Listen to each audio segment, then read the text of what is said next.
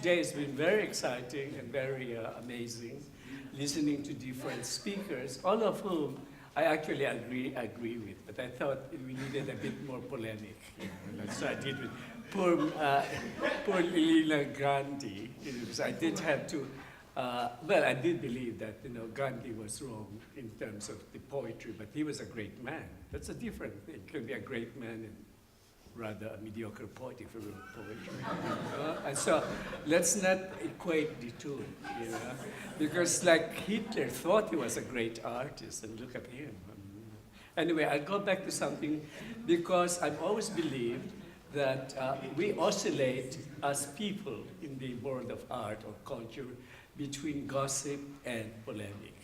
So it had, because when you read, say, Vasari, he would gossip about Michelangelo. So Michelangelo got the Sistine Chapel. And then he would do a polemic against Leonardo da Vinci, because he thought da Vinci became a traitor to the Tuscan, Florentine tradition of the line painting, and went up north, worked for the first Cesare Borgia and then the Sforza, and created what that is Leonardo called, what he called sfumato, something that's smoked over. That was so totally against the Tuscan idea of line. But to go back, since we've done a lot of polemic tonight, and I also invite you to, if you disagree with what I said, do say so. Don't be, you're not like me, I'm not very courageous.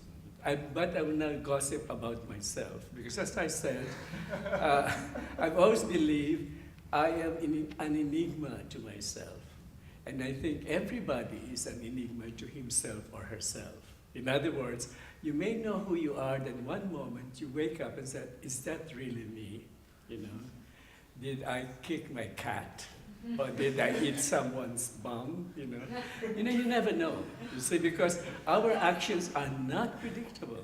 No matter how sociologists, anthropologists, even philosophers say so, they're really unpredictable. And that is what I like about the arts. It's so unpredictable. You go to a concert and you hear this music and it's Beethoven, and says, that's horrible music. It will be forgotten by tomorrow. Or you go to another concert and it's a great jazz singer, and say, that's really beautiful, So our response is always different. And for me, for tonight, I will tell you bits and pieces, fragments of my life. I'm now 75 and a half years old, and I started doing art very early on. My art, I wrote poetry. I'm more famous as a poet in the Philippines at the age of 5, and I also painted at the age of 5. So I did not see any contradiction between painting and poetry, because that's mainly also to do with a lot of the Far Eastern traditions, especially the Chinese and the Japanese and the Korean, where their painters also wrote poetry and the poets also painted. So I never saw that contradiction. And luckily, actually, in the 20th century, many of the artists wrote beautiful poems, like Jeanne d'Arc wrote poems, Paul Klee wrote poems. But even Picasso wrote a wonderful play called Desire Trapped by the Tail. And it's a beautiful play, Désir attrapé par le queue, which he wrote during the Second World War as a kind of, satire on this thing that had happened in Paris. But we'll not go to art history, I'll go to my history. Okay? So this is an image when I was very young, and that now I'm going to drop one or two names during this talk. That piece of sculpture is from the Sepik Valley of New Guinea.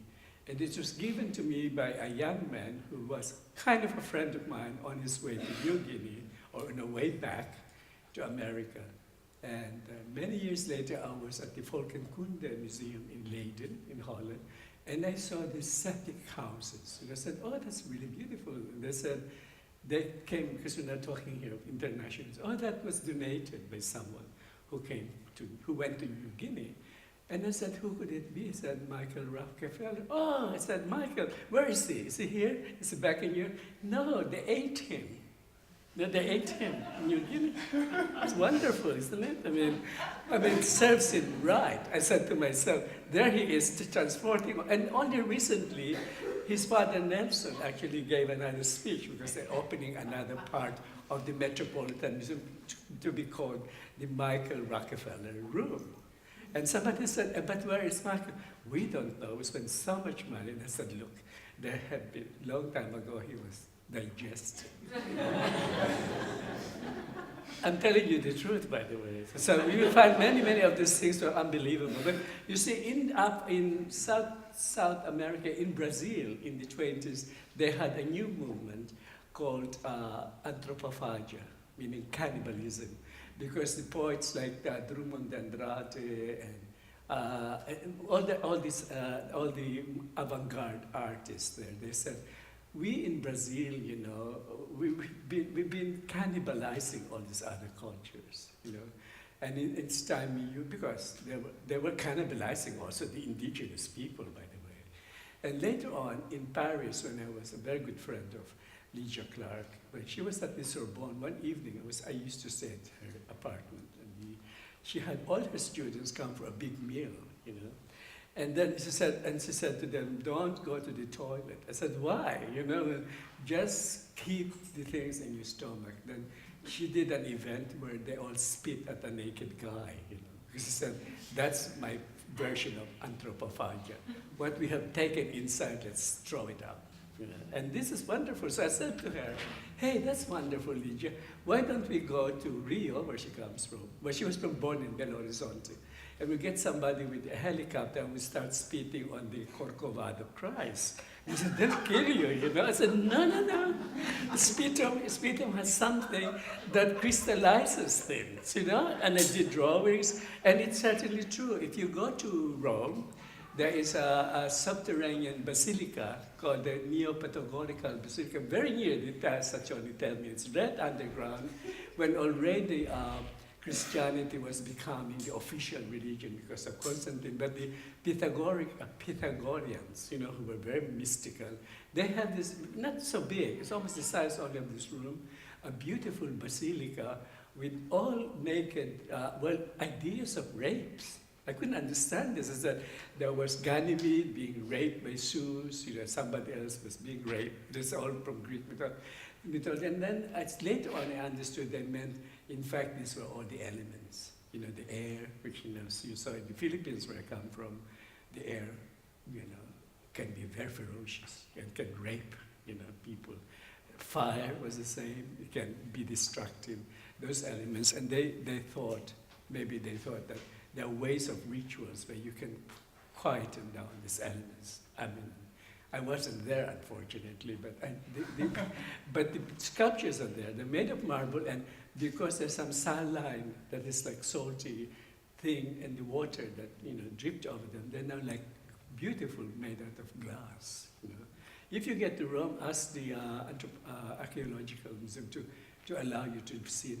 It's so beautiful. Anyway, I'll go back now. We forget about that. That was a gift from Rome. This is one of my earliest paintings when I was about 9 or 10. Now you see, this is made out of, it's a unicorn, because I saw these unicorn paintings which were in the cloisters, which also belonged to the Rockefellers. You know, they had everything, you know. And anyway, I did this with you know, using seashells and things. I did a lot of this. I did very big ones taken by this tsunami. And the other thing about this is, you notice the name that I signed it was Gabriel. Because when I was in New York, the name gay was beginning to be used for what they used to call queers. You know? So I said, oh, that's wonderful. I'll call myself Gabriel.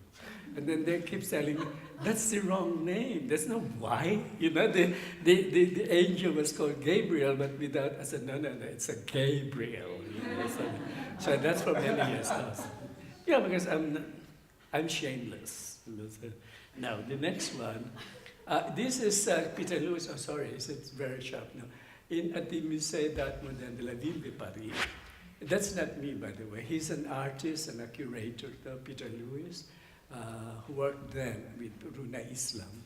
And that's one of my paintings at the back, but it's very badly, you know, it's not very clear, but it shows you that I do all kinds of art. When I first arrived in England, I was walking at night. I'm a bit of a flaneur at night, you know. And I saw I saw a shop window where they were bringing harps. And what amazed me was the people were different nationalities. There was a black guy, there was an Asian guy, there was an Arab guy, there was an English white guy, and then there's me. You know, I mean, because I was looking at my image there, and this is a very big painting. You see, that's me. And then I put in behind something that I've always loved. You see, now this is me boasting again. And when I was 12 years old, I was admitted to Columbia University.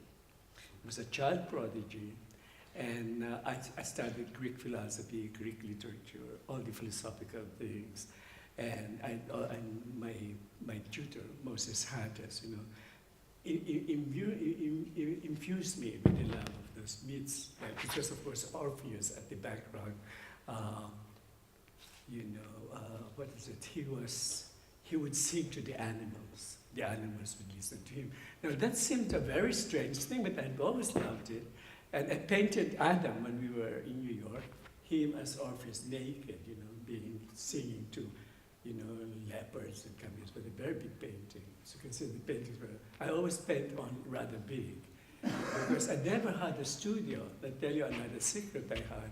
Whenever I was invited by a museum, I demanded, you say I was a bit of a prima donna, even though I should have at least 3 months inside the museum with a key, with a bed, and with some food. So I can go at 3 in the morning and continue painting. Luckily, they were very nice. The curators said, "Oh, you can do that, but just don't tell anybody." So I did it at the Musée d'Art Moderne de la Ville de Paris. I did it in the New Museum in New York. I did it there. I did it all the time. And people said, "Where do you paint?" I said, "I have never had a studio, simply because I'm a nomad. I go from place to place. But the paintings, I have so many of these big paintings. Many of them are actually in the storerooms of these museums, because they said, "Would you take this with you?" In the year 2000, I was asked by Copenhagen, by Denmark, to do a big sculpture to celebrate the new millennium, and it was put in it's a very, very big sculpture, but very, very minimalist, but inspired by the king of Denmark, who was an astronomer, you know, Christian. And it's still going all over Denmark, because I said, "Would you like to take it home?" I said, "What do you mean to take me home? I have a tiny little room, you know, in a new town called Bracknell." So I have a lot of these works all over the place. Anyway, there is something very interesting. This is a group of people in the Philippines celebrating. You know, the Philippines is a Catholic country, and it's 85% Catholic, with a small percentage of Muslims whom they always fight, you know. The same ethnic group, because it's the conflict of religion. It's a constant, it's going on for 400 years. My father was totally an atheist. My mother was a strong Catholic. And they would argue, this is very important, then they had to say polemic. And my mother always wins to a point, because they would take us to the church. But my father, when we come back, would have a book like Darwin's Voyage of the Beagle, you know, or Freud's, you know, which we didn't even understand, you know, the thing like interpretation of dreams, anything that upset that. But this was Adam and I were there. This is a yearly thing for this child Jesus, and people go on these millions, maybe 2 to 3 million, without any shoes on. They're barefoot, men and women, and there I did a piece inside a church there, and it was in praise of. There's a kind of Jesus Christ that was made in Mexico. And I did a piece about Saint John of the Cross, San Juan de la Cruz, the dream of San Juan de la Cruz. So that must be my mother's influence, by the way. But she was a good mother. Now I'll show you some kind of paintings that I do. This is about bigger, bigger than the image. And it's life in the countryside and the disease. I only have 2 or 3 of this. There's someone gathering. That's the heart of a banana. And that's someone gathering orchids. And I did a whole series. Oh, this one. This is me and William Burroughs and Francis Bacon going drunker and drunker in the gallery. Totally drunk. You know? I mean, so I was the first to go drunk because, William and Francis could drink anything, and they just went, we went on until early in the morning until we were thrown out of the place. But it was fun, That's part of the life of crazy artists. And it just annoyed me the other day. They sold a triptych of Francis. I never had. By the way, I never had kept any of the artist's works that I knew because I travel all the time. Now you look at my regret, I'm now 75 and a half. I could be a billionaire, Because they would give me art. When I was in New York as a young artist, I worked for artists free because I wanted to know how you mix paints. I wanted to, you see, the thing about art is there must be an element of craft and an element of inspiration. This strange marriage. You must be inspired, but you must know, once you're inspired, how to transform or translate your inspiration into, believable terms. And to do that, because I was at Columbia, I was doing philosophy and literature, but in the afternoons, I would go to Chelsea or Greenwich Village, and I volunteered to buy beer for, like, say, for de Kooning on my roller skates, and I would pretend to be a Chinese dwarf, to buy. Yeah. And because they would never sell you anything if you're young, And they said, So I said, this was the days before IDs, And it was so nice. Years later, I was back in New York, and the daughter of de Kooning said, hey, we're giving a party for my dad, and he now has Alzheimer's. So they were living by then. They were very poor at one time with Elaine and Bill. I said, so where is it? They said, we'll pick you up, and it's somewhere in the Hamptons.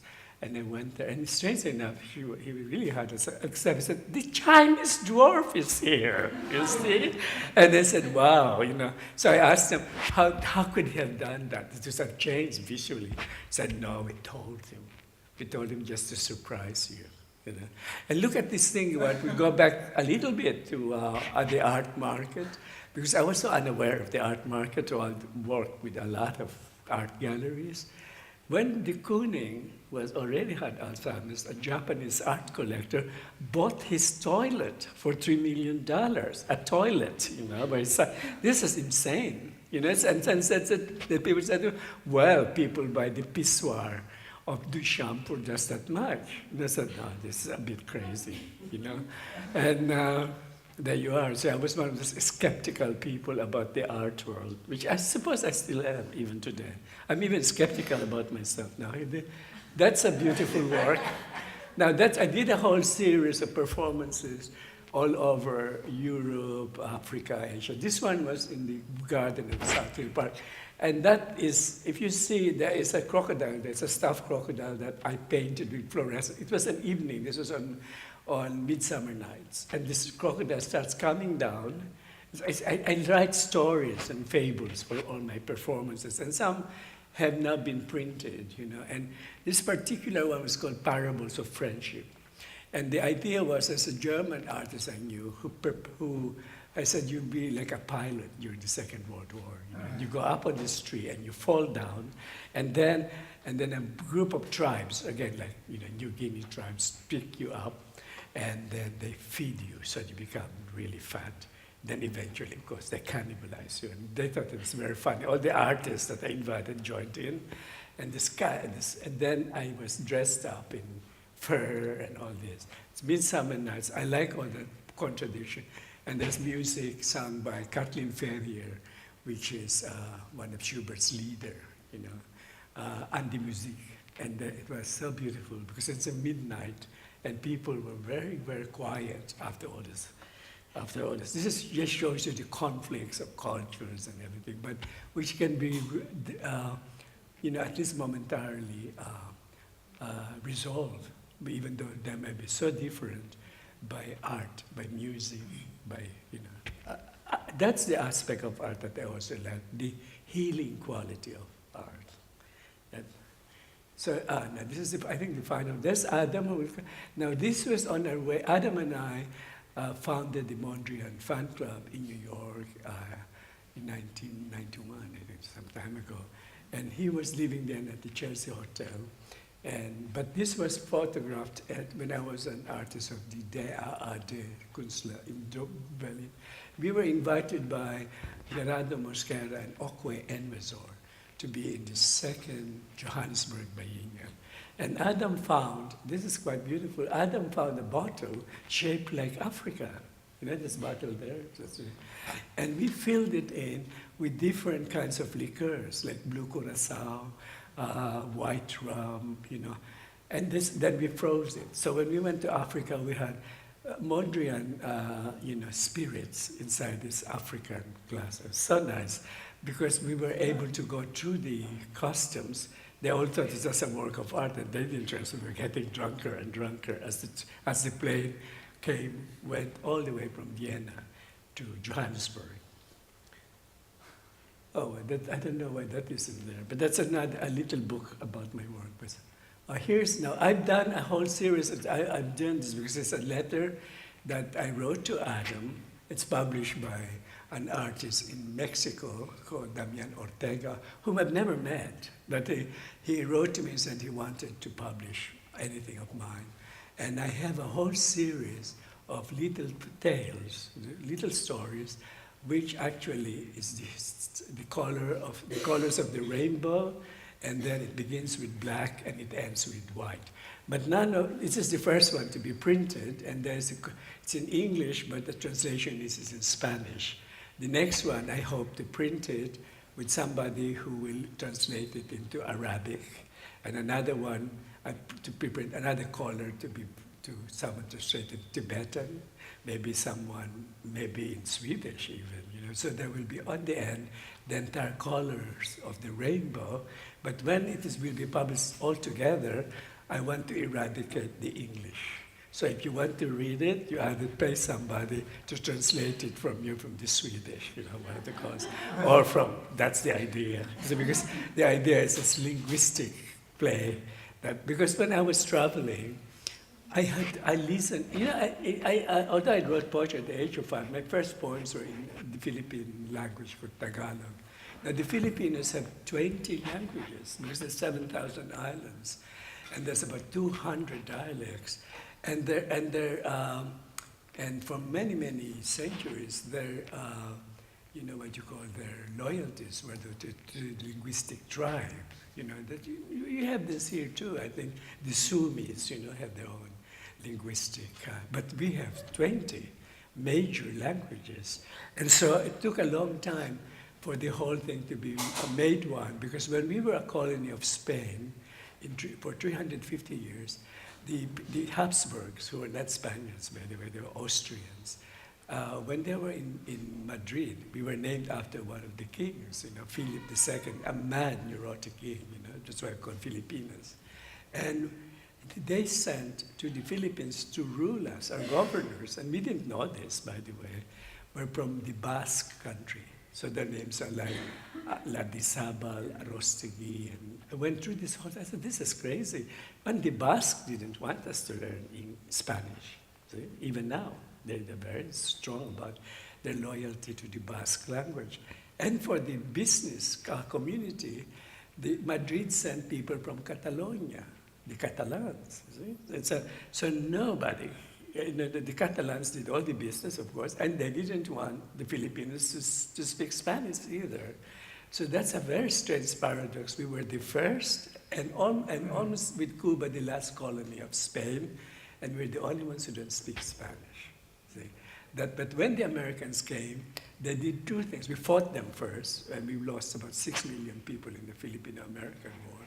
Then finally, when peace was established, the Americans brought in two things, and one was, which even now think are very wonderful for the country.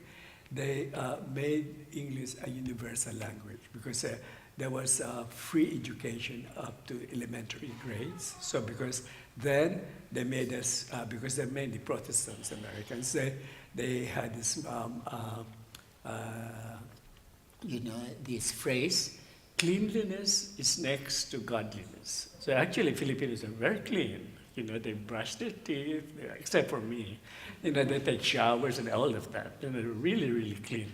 because that's the two things Americans did. And then I thought about them again and again. I said, why would they do that? Because they wanted people to serve them in their, at the beginning of their imperialist days. They were thinking first of Japan, then of China. They wanted people to be doctors, to be, to work. And in fact, we did during the Vietnam War. They didn't want Philippines to be fighters because Philippines can really fight back. So they trained them to serve, and that's still going on. So you have the positive and the negative, always a positive, negative. As an artist, I began to learn how to do that, positively.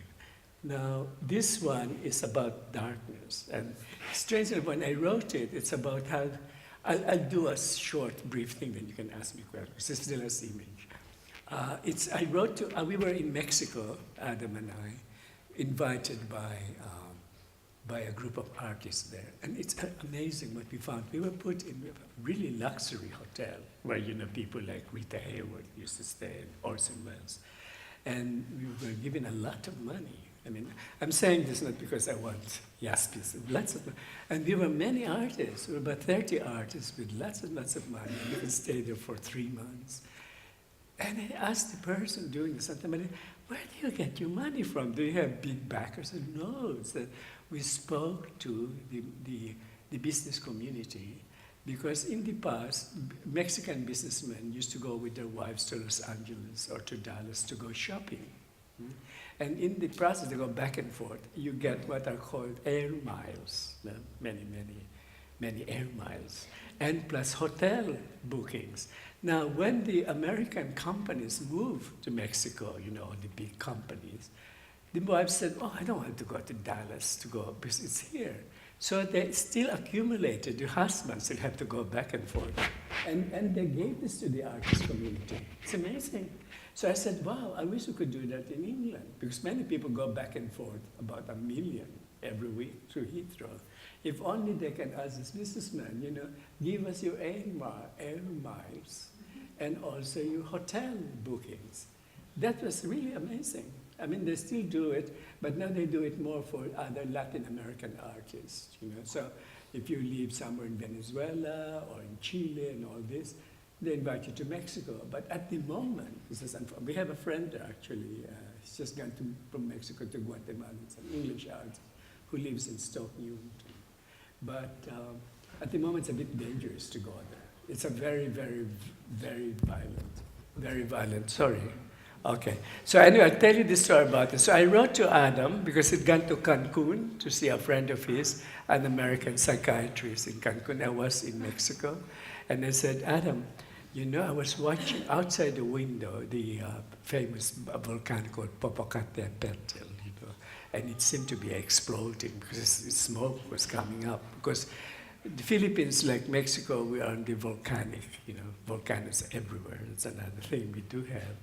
So I wrote to him, and then I said, look, I'm still staying in the hotel for one more night. I had an invitation from a man who had a porcelain factory in Guadalajara, another beautiful town. And he was paying for all my trip, and I said I'd pay him back by making an artwork. He had a big ceramic. His brother was also a famous artist, but lived in Los Angeles. So I went, I was so happy, because in Guadalajara they had a literary festival. So all these famous writers in Spanish, like Carlos Fuentes and those people, I met them and talked to them. And then I said, before I went, I said to Adam, I'm having a meal in this hotel called Hotel Isabel. Have you been to Mexico? Anyone here has been to Mexico? There's this Hotel Isabel where D.H. Lawrence lived in the 20s when he wrote 2 books called The Plumed Serpent and The Rainbow, both about Mexico.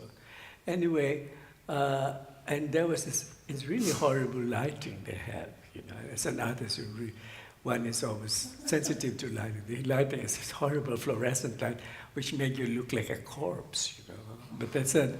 But the only people in the hotel were some backpackers, from Japan, and they always would be bowing to each other all the time. Arigato gozaimasu, you know. And then some other English lady who really refused to talk to me because he thought I was some Mexican peon, you know.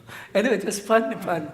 So the chef came and said, "Oh, we have a specialty for you, David," because we've been there already. Adam and I have been to that hotel maybe 2 weeks after the 5-star hotel. He said, "It's squids." You know, I said, "Oh, I love squids." You know, my mother, when she was pregnant, she used to eat nothing but squids. When I came out, when I came out, I was black as a squid, really black, and and she said, and we caught this just outside Porto Angel. So I said, "I've just been there." So I was just there. Then I look at this blackness, and I was eating this blackness, and night came. And I said, "It's so hot, you know, Mexico at that time." So I said, "I'll take a walk," because as I told you earlier, I like being a flaneur at night. So I started taking a walk. Then I came to the place called the Alameda, which is their kind of avenue of oak trees. Like they're unter der Linde, but it's so empty because it was past midnight. Sat down, and an old man came by.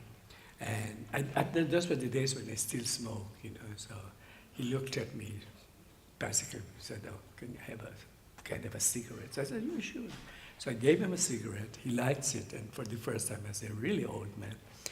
And he was carrying a bag, you know. I said, "What's that bag?" "Plastic bag." "Oh, it's full of shadows." "Shadows? Is that you carry shadows?" Yeah. "You know, we've just finished the Day of the Dead." I said, "Yeah." I said, "I was in Oaxaca with my friend Adam.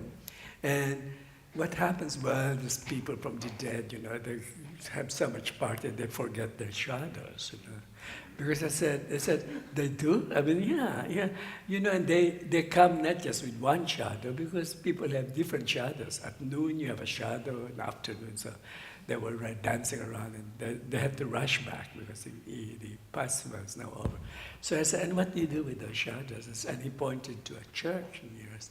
"Oh, we put it in the basement of the church, you know." So I said, "You do?" You know. By the way, I invented this one. This is not a true story, but I said, "You do? You know? Okay," I said, and you must have so many shadows, you know. And he said, "Yes, but we have people volunteering." Here comes the universal thing. "We have backpackers from Australia." I said, "Oh, my friend's Australian, but not a backpacker." And then Swedes from Switzerland, maybe from Sweden, from everybody from America. They come around, and they like to help us. And so we put them all down in this basement. So I said, "No, I'd like to have a look, you know." But when he said, "No," he said, "They're really busy now, but you can go and look inside the church." So one after the other, I go from one end of the church to the other, and I'll tell you, the series is quite long, but I saw first an old woman crying, and she is trying, there's a whole pile of what they call tamales, you know, it's like pancakes, you know, and there's such a pile of these pancakes already very burnt, very black, you know. And I said, "What's the problem, madam, you know, senora?" I said, "Oh, you know, I was cooking this for my grandson, and he was at school, and he hasn't been back, you know. And now so many weeks he's not been back. But I still, you know, hope he comes back." Then I go up, and then I say I go across, and I commiserate with this grandmother. I said, I hope he does come back. You know, look at this pile of, you know, burnt tamales you've already cooked for him." And across was another, but a woman, a very beautiful woman. She was crying also. I said, "What's the problem?" I said, "Oh, you know, I am a singer in a nightclub, and I fell in love with a guitarist from Chile who had to run away from Chile because there was Pinochet, you know, this dictator, and we met, and we decided to get married. And we saved enough money, and we have a little car, and we're going to Los Angeles." So I said, "Well, where is your husband?" "Well, actually, a few days ago, he went to buy some petrol, you know, and he hasn't been back." I said, "My God." You know. So I went again to another group of a husband and wife, and they said their daughter was a air stewardess and was bringing them, and all the time she would go to Dallas or LA or whatever, every time she would come back, she would bring lots of beauty products like lipsticks and shampoo and eyeliners, eyeliners, these black eyeliners. But she also hasn't been back. So then I go again. This church is enormous, by the way. So I go again. Then there's a man, really also, crying. I said, "What's the problem?" And he had an old typewriter in front of him. He said, I earn my living typing letters for illiterate people, which they do in Mexico, like love letters, many love letters, or letters of application for jobs. And his son, who really loves him, noticed that the ribbon had practically worn out, and he said, Daddy, I'm going to go and buy a black ribbon for you, see? But the son had not come back. Then there's another group I met, was the two gay guys. One was working as an operator in a cinema, and his friend was a printer in the old style printing, and his lover did not come back. So it's just one after the other, all these things. And then finally he said, this is terrible, It was really in this darkness. And when I started to walk back to see if I could get and see the shadows, they all started to disappear because the man with the black ribbon just used all the black ribbon to cover himself. The husband and wife who had the eyeliner, they all started to disappear, one after the other. And when I got out, that was the beginning of the dawn. That's the first story. See? And all these stories are about a color, every single one of them. And one time, by next year, I hope they all get published. There's a red one. So it's not ultra red though. But that's all the colors of the rainbow. I mean, this just shows you that my training, as you can call it, as a visual artist, as a painter, was very important in telling the stories. These are all fairy tales, and I do them all the time, by the way. Only recently, just the last thing before you ask me a question, I also like satirical parodies. There's a woman, I won't mention her name because they will probably shoot me or go to court. She bought a big painting by Cezanne called The Card Players. And Adam and I will make a play of this. I made a play out of it. So these card players, I'm sure you know this very famous painting by Cezanne. There are several versions, Two peasants playing cards. But in my story, the two little boys who get inside this big kind of house, One was the boy Eros, Cupid, the other's the boy Bacchus. And they're like playing, and because they're very low, they're still little boys, they noticed these peasants had extra cards. They were cheating each other. See, these card players shows you that these peasants are not what you call honest peasants. Maybe peasants are never honest. When Bacchus said, pick that card, pick it. So they went, and of course these peasants would say, oh, I better get another card, And then the woman who owns the painting, they heard her coming on her helicopter with her friends. She's so proud. She just bought this from Sotheby's. And as they entered, they took the two boys, said, put the cards back. She's back. And they were just in time, and the painting is still like that. See? Poor Cezanne. He would kill me if he was alive, okay? But I'll make up this thing. And then one last thing, I was watching. One last thing, then you can ask me questions. As I said, I write poems all the time. And anyway, these are the very simple one. I was watching a television thing of the thing in the Philippines. And of course, it's all about the horrible things that they're going through. These people will have even more horrible futures because they cannot go back, about 9 million of them. But there was one beautiful image, and it moved me to write a poem. And this is very short, sorry, but I have so many of these poems. So every day I write about a poem. The is first. Here it is. After the storm, written on the 13th of November, that's yesterday. After the storm, the little girl clutched a yellow oblong balloon. its rubber skin like a seamless wrapping of golden sunlight. The air inside the balloon was trying to escape. The girl held onto the balloon and smiled in the city, which was completely devastated by the storm. The air kept coming out of the balloon to join the departing flurries of the ferocious wind. Many died during the storm.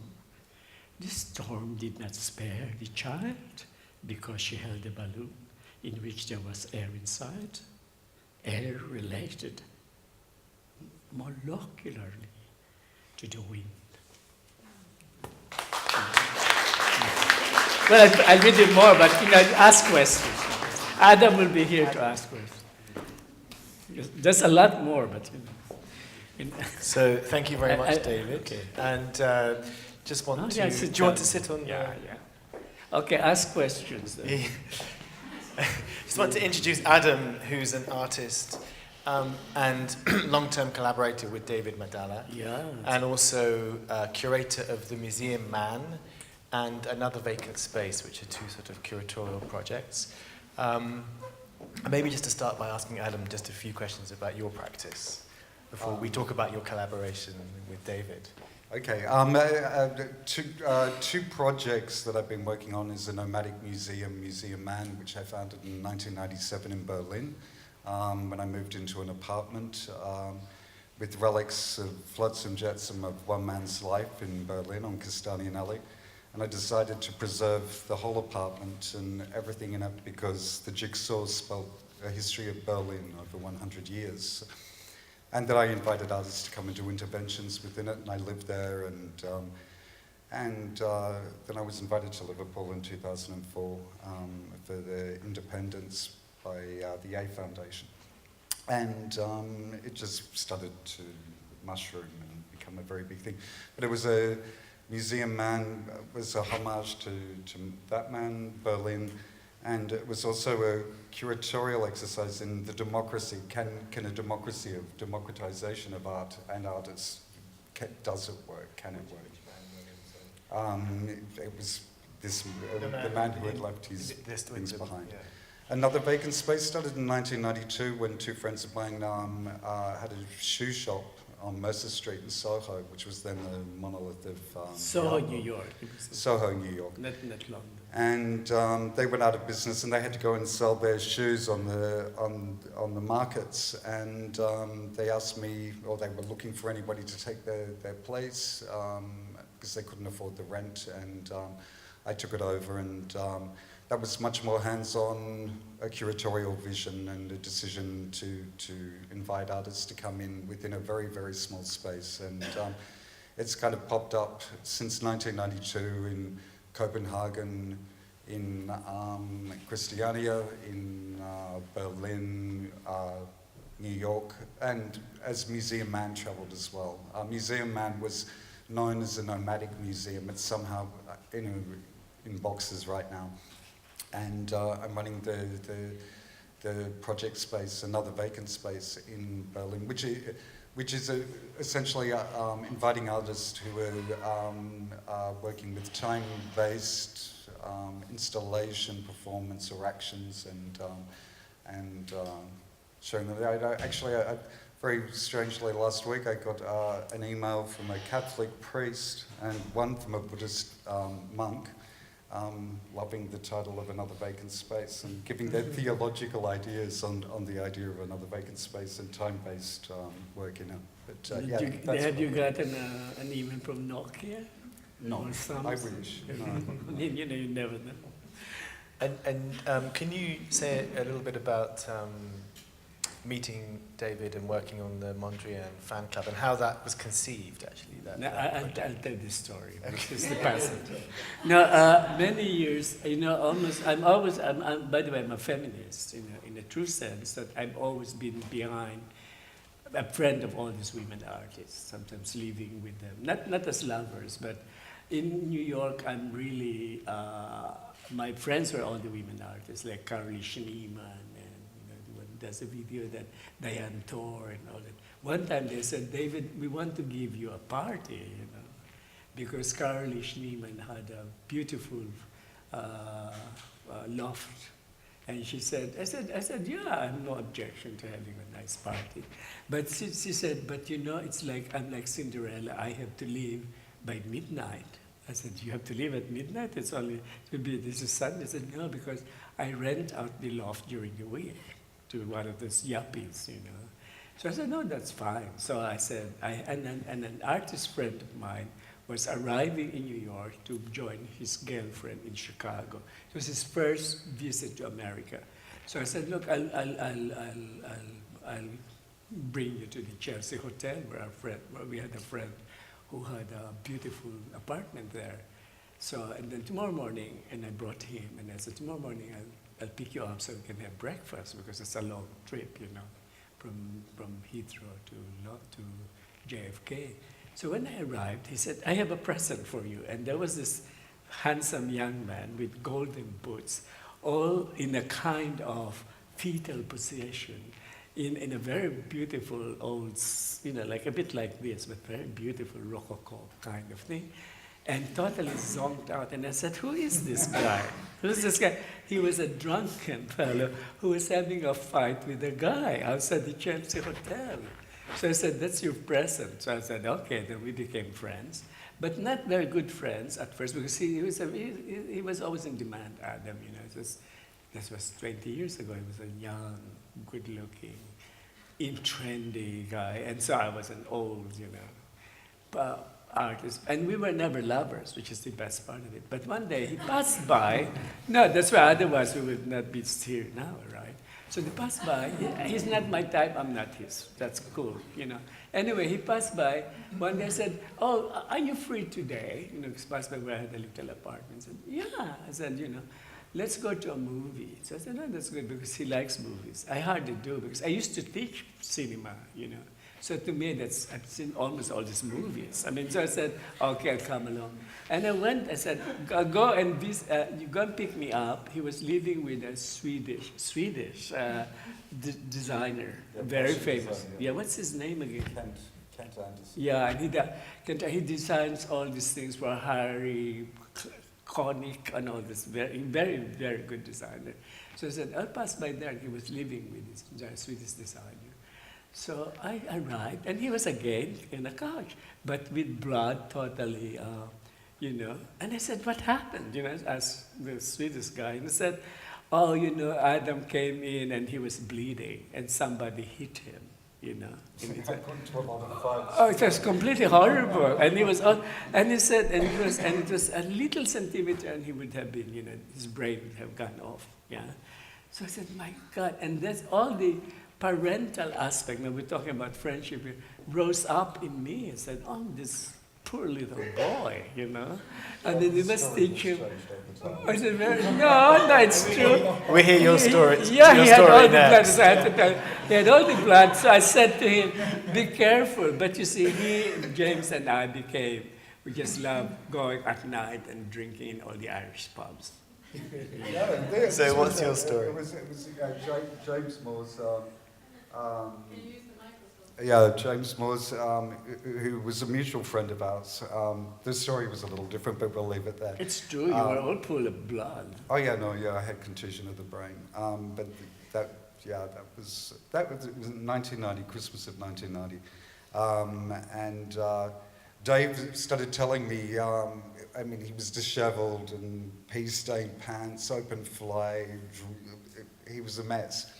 And he would actually, you know, the very, very interesting thing about it was that for the first year I didn't believe any story he told me about his life as an artist and what he did as an artist. And I thought, these stories are so beautiful, they're so fantastic, that they might as well be real. But then slowly, as Guy Brett started to visit London and Lynn McRitchie, and so slowly these stories started to substantiate. No, because I'd never believed any one of them. No, Adam, because I didn't. I mean, just very factually, they one, you know, because Andy Warhol's gang, you know, they all were hanging around, and they said, "Oh, Andy," I said, "we had our shows together."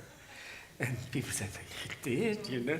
Then one day you were walking, you picked up the catalog of the museum. And then there was an Andy, and I said, I know him, are you kidding? And I said to Andy, and nobody buys all these criminals. He used to make criminals and auto collisions and, you know, all these car crashes. You know, you're famous for that, but nobody would want to buy it and put it. But when he painted the double portrait of Elvis Presley, he hit the jackpot. As I say, he had the gold mine. And then, he began all this, well, you do Jacqueline Kennedy and Marilyn Monroe and all that.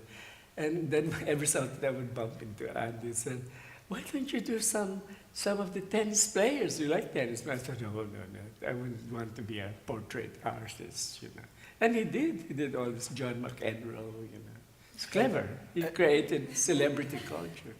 And the story of the Mondrian fan club, this comes from another story, which was about how Mondrian, on his deathbed, was ranting and railing against the curators in the museums. No, not quite. I heard about Mondrian from people who actually knew him. Yeah.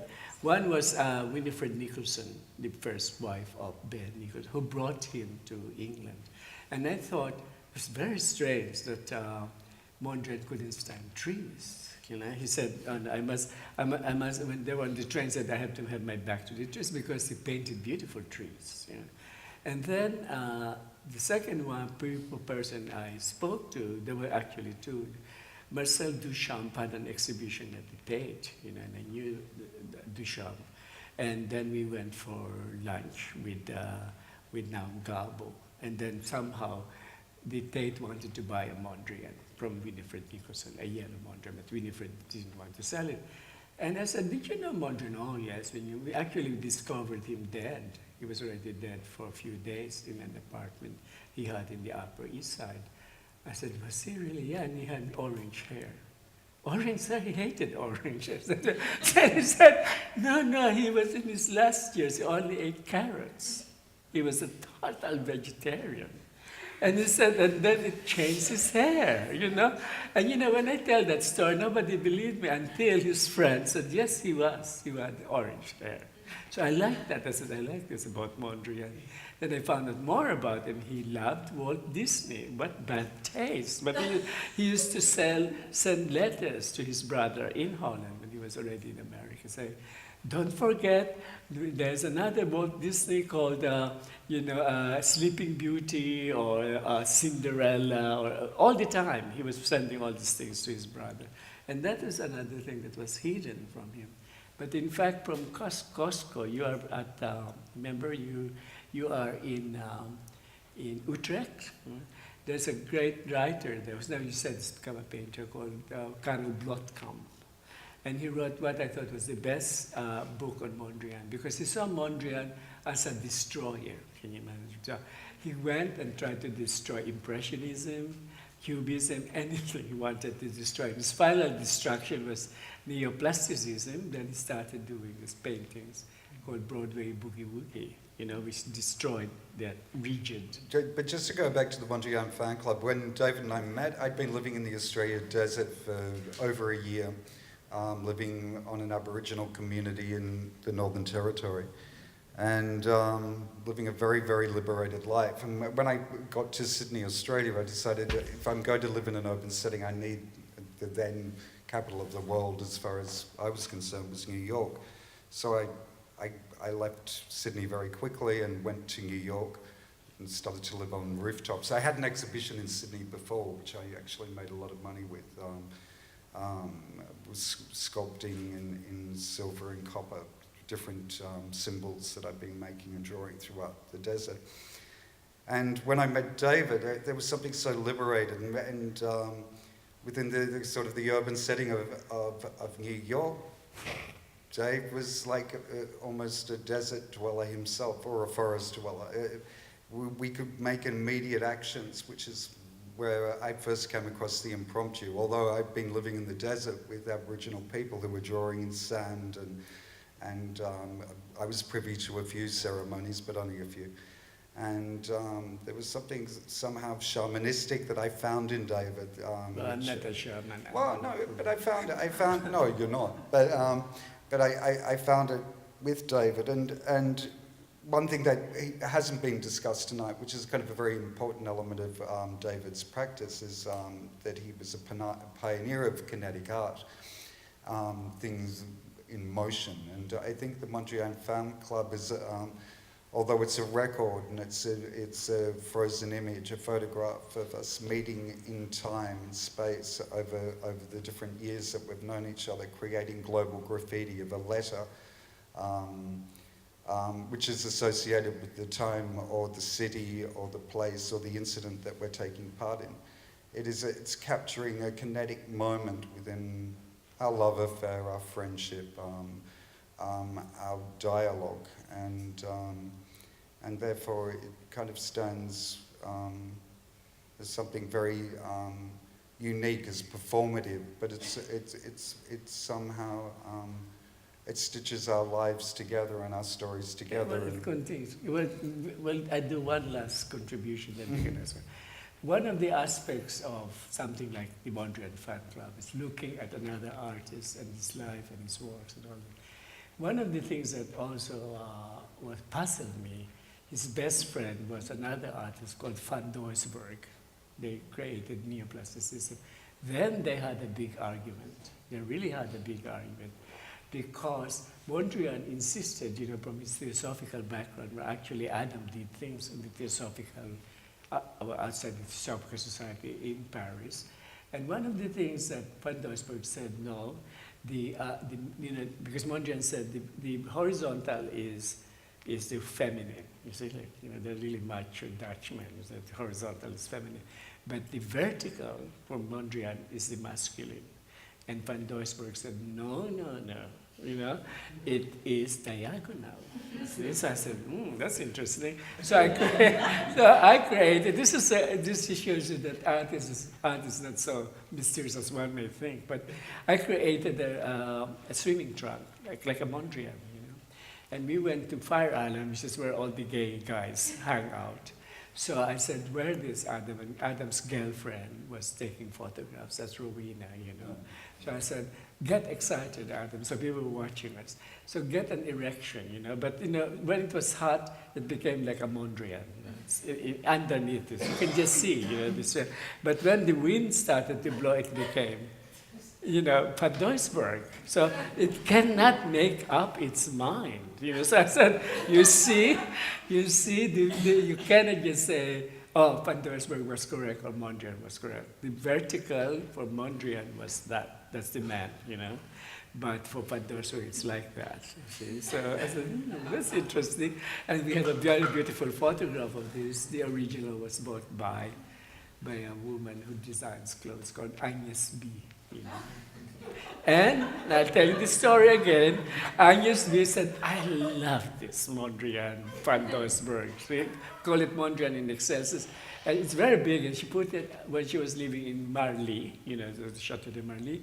She said, David, come and cook you a meal, And so I would go there and said, where is that work? There's a big photo. I said, oh, it's above my bed. And say, above your bed, and then we would gossip. It's gossip and polemic. I said, well, this is the problem, is that vertical. And I called her a spider woman. So I said, because she always had serial lovers, not all at the same time. They're all young sculptors. She likes sculpting a lot, And she would make love underneath this thing, By chance, I knew her previous, current, and future, So that's were you underneath? And she refused to lend that work until she said, I'm fed up with the sculptors. I'm not going to go with video people.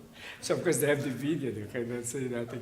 So she was able to lend this work, which is actually amazing. I mean, amazing how an artwork can travel in ways that are totally... It was hanging above her bed. She made love under it. She was very proud of it. Should we quickly get some questions, some questions.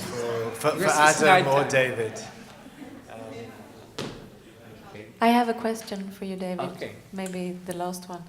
Can you say something about Signals, which was both a magazine and a gallery? Yeah, they have, but they're two different things. The magazine was mine. I paid for it. But the gallery was Paul Keeler's. And it's a very horrible story because they reprinted Signer's Inivasca copies. You know. But what happened was this. It was a very big gallery. It's one whole block in Wigmore Street. And it was owned by a very rich man who lent it to his son. It's Paul Keeler. And Paul said, okay, we can make a beautiful gallery there. And I said, I'll do the magazine. I paid for it because I wanted to have complete control. But because at first I didn't, you know, I had to put, that what happened was, this was the height of the Vietnam War. And most of the Americans I knew, like William Burroughs and Gregory Corso, they had left America. First to go to Paris, you know, the beatniks. And they would hang out with me in London.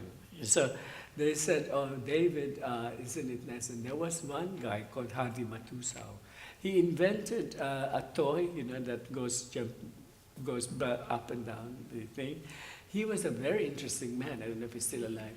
He was a witness for McCarthy, Senator McCarthy. He hung out in Greenwich Village and he would say like, Elia Kazan is a communist, Arthur Miller is a communist, like he was but then he was being paid by the CIA until he invented this toy. He became a millionaire. So I said, fuck the CIA. Now I'm going to join all this other because he aspired to be an artist himself.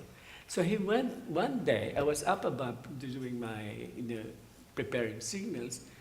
There was a big commotion. He was burning the American flag, right? And so they called the owner of the building and he was not there. But there were all these burned. I said, well, you know, that's this kind of protest against the Vietnam War. But it so happened that the issue of signals I had has a letter by Robert Lowell, who was the leading poet, and the leading intellectual of America, Louis Mumford, who sent me a speech denouncing the Vietnam War, right?